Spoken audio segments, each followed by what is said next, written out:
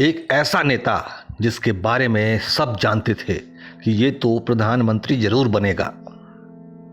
खुद अटल बिहारी वाजपेयी जैसे दिग्गज नेता ने अपना जिसे लक्ष्मण बताया था, जिसके तकनीकी ज्ञान की मिसाल दी जाती थी, जिसने भाजपा को बनाया हाईटेक पार्टी। तो एक एमपी ने मुझे पूछा कि हाउ इज योर डेमोक्रेसी। तो मैंने कहा मैं डेमोक्रेसी बताता हूं, मेरा उदाहरण। मैंने कहा सिर्फ मैं परिचय करवाता हूं, डेमोक्रेसी समझ लो। मैंने कहा I am Pramod Mahajan, I am member of Lok Sabha, I belong to the single largest party and I am in opposition. चीनी आदमी मेरे को देखते रहा, you are single largest party. मैंने कहा we are the single largest party in the house, we are in opposition. अच्छा, फिर हमने चिंतामन पानी ग्रही की ओर हाथ कर दिया। मैंने कहा ये है, वो सामने है, हाँ चिंता श्रीवल्लभ पानी, माफ करना, वो सिंह का सिंह करते तो थोड़ा हो जाता है। अब उनके ओर हाथ करके कहा he belongs to the second largest party, he is outside the government supporting the government. फिर एमए बेबी थे, मैंने उनको उठा दिया। मैंने कहा he is the third largest party, he is inside the front but outside the government. और फिर मैंने कहा he is mister Ramakant Khalap, he is the only member of his party and he is the government। वो थे भारतीय राजनीति के कुछ सबसे आकर्षक व्यक्तित्व वाले राजनेताओं में से एक प्रमोद महाजन, जिनकी आज पुण्यतिथि है, लेकिन उन्हें कभी भी भुलाया नहीं जा सकता। विशेष तौर पे कलम तुड़ू यानी पत्रकार बिरादरी के लोग प्रमोद जी को कभी भी भूल नहीं सकते, जिनकी मदद के लिए वो हमेशा खड़े रहते थे। भले ही वो उस समय केंद्रीय मंत्री जैसे महत्वपूर्ण पद पर थे।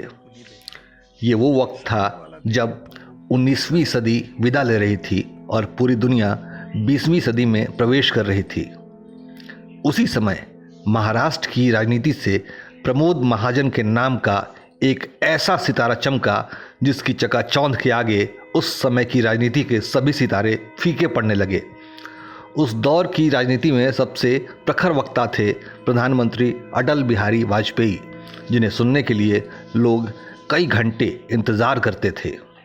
लेकिन वाजपेयी जी के बाद प्रमोद महाजन ही एक ऐसे वक्ता थे जिनका भाषण सुनने की बेकरारी वाजपेयी जी से ज़्यादा नहीं तो कम भी नहीं होती थी।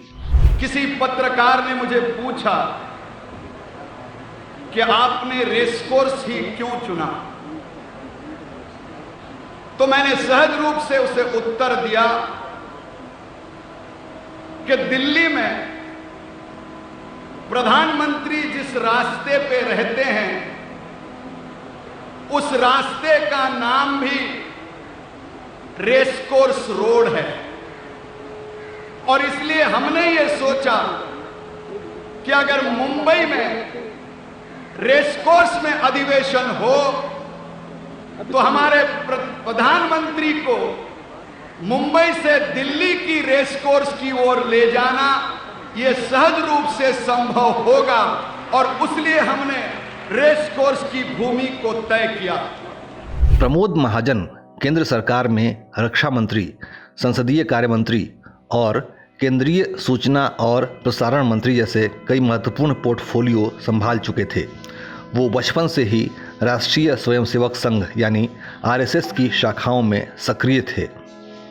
वो संघ के मराठी अखबार तरुण भारत से बतौर सब एडिटर 1970 में जुड़े थे। 1974 में प्रमोद महाजन ने स्कूल टीचर की नौकरी छोड़कर पूरी तरह से संघ का प्रचारक बनने का फैसला किया। कुछ समय बाद ही देश में इंदिरा गांधी की सरकार ने इमरजेंसी लगा दी। प्रमोद महाजन को नासिक जेल में डाल दिया गया, जहां से वो 1977 में रिहा हुए। भाजपा के गठन के बाद संघ ने उन्हें पार्टी के काम के लिए भेज दिया।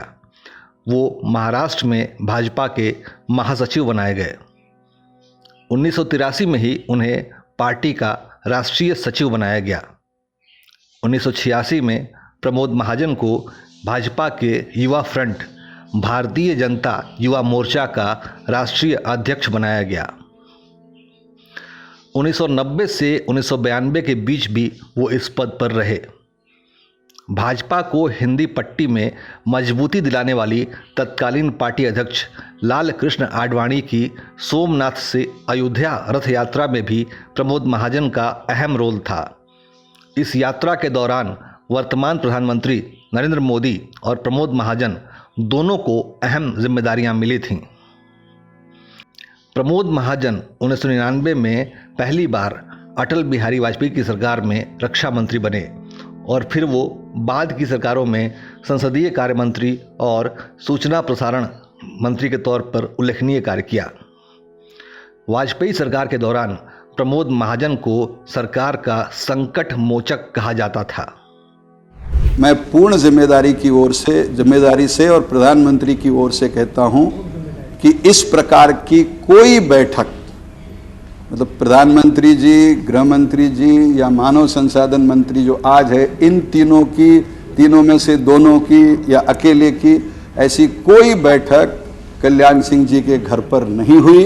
मैं समझता हूं, और कहीं हुई, फिर हो सके कल्याण सिंह की नहीं गई तो और किसी सिंह के घर हुई, तो कहीं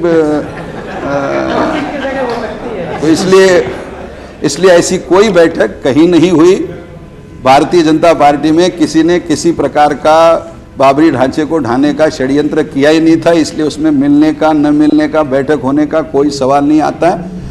भाजपा में प्रमोद महाजन का प्रोफाइल इतना बड़ा हो गया था कि भाजपा के मतदाता उन्हें अगले प्रधानमंत्री के रूप में देखने लगे थे। लेकिन एक पारिवारिक विवाद में अपने सगे भाई के हाथों असामयिक मृत्यु ने प्रमोद महाजन को सदा के लिए छीन लिया और असीम संभावनाओं वाला ये राजनेता बेहद अप्रत्याशित तरीके से क्षितिज से विलुप्त हो गया। लेकिन प्रमोद जी के चाहने वाले हर साल उन्हें याद ज़रूर करते हैं। स्वर्गीय प्रमोद महाजन को शत शत नमन। उदय इंडिया के लिए अंशुमान आनंद की रिपोर्ट।